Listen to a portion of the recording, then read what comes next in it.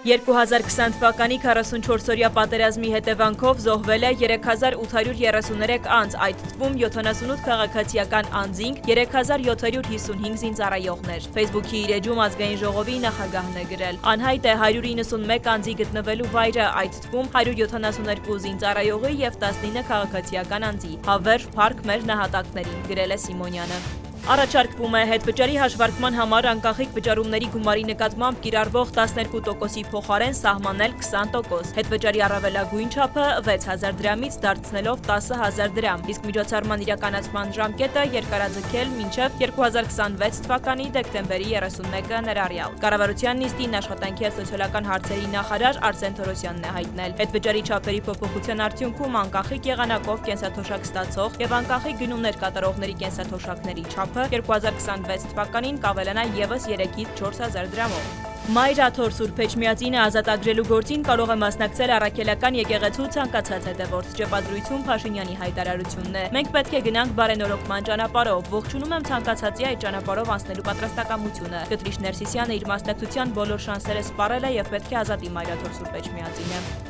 Հոկտեմբերի տվյալներով Հայաստանում աշխատավարձով ապահովված աշխատատեղերի նոր պատմական ռեկորդ է արձանագրվել։ 2025-ի հոկտեմբերին արդեն ունենք 810 074 աշխատատեղ։